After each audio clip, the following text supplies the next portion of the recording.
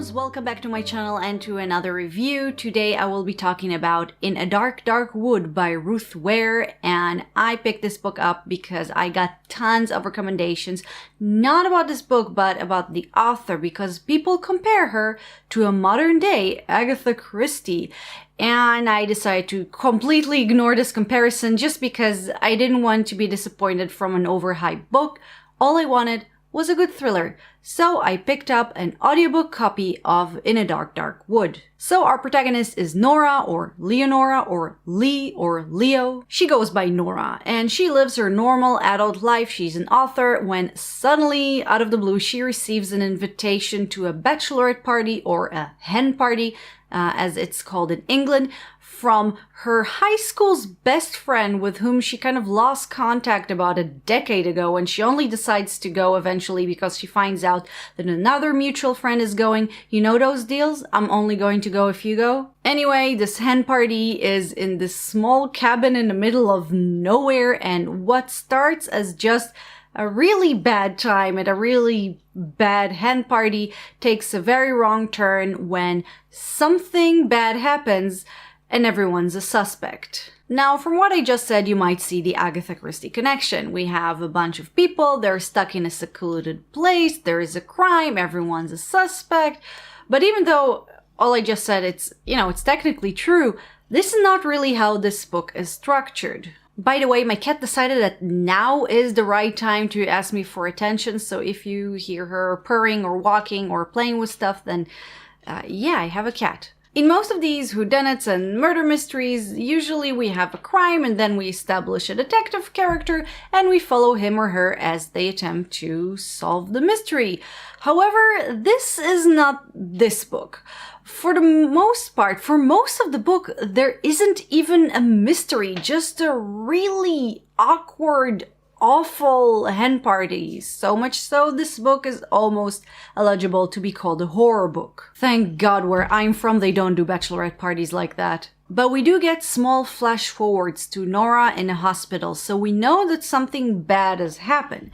By the way, this something is only revealed in like the last quarter of the book, and this last quarter, 80% of it is just Nora trying to think what the solution could be, and the rest 20% is her actually doing something to try and solve the mystery, which involves very little actual detective work, like looking for clues or talking to people. So yeah, I have a problem with this book being categorized as a thriller because it's not.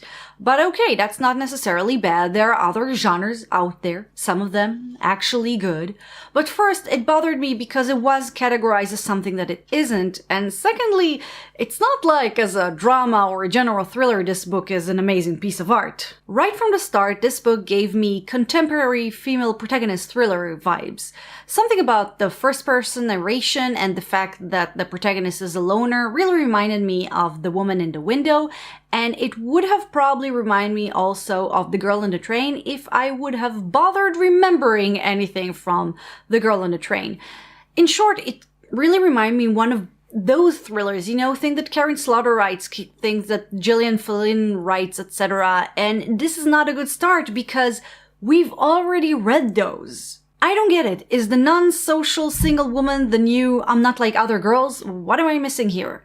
But yeah, basically, this book felt way too similar to these other thrillers. Look, we have a female protagonist who isn't law enforcement, but still tries to solve a mystery. She's possibly an unreliable narrator. I won't tell you why and spoil the book. She might also be the key to the mystery, and therefore she's also a suspect. I will say, however, that this book at least felt like a better version of those thriller. The characters were definitely better written, but, it doesn't change the fact that I had a huge déjà vu while reading it. I think thrillers today have a problem. They're so reliant on a good twist or surprise at the ending, but on the other hand, because there are so many of them out there, they keep having to outdo each other, and because of that, a lot of times you get a really convoluted solution at the end of the mystery.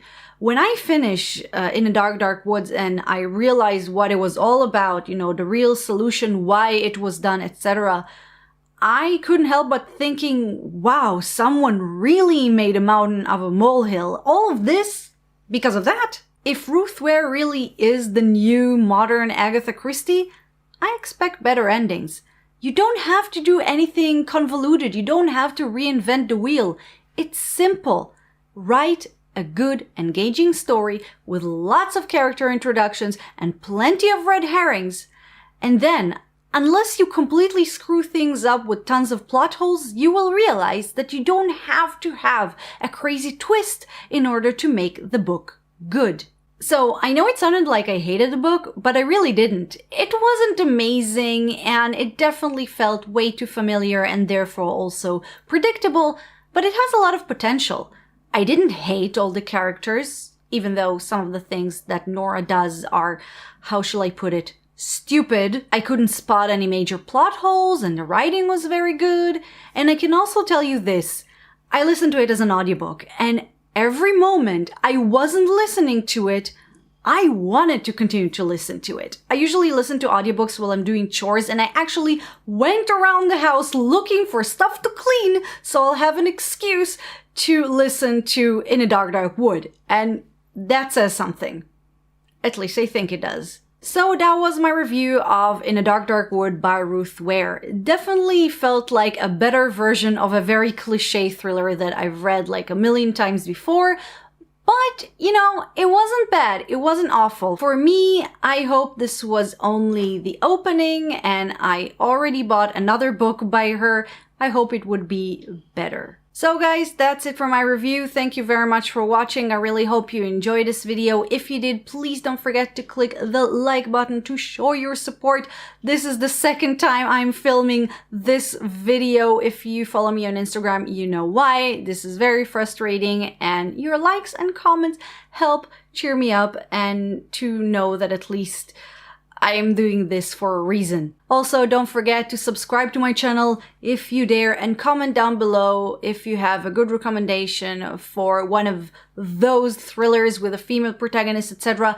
But it's not as cliche as some of the other books in this genre. I am curious to see your recommendation. Also, in the description box, I linked a few more thrillers reviews for you to watch and enjoy, hopefully. So guys, again, thank you very much for watching, and I'll see you next time. Bye bye.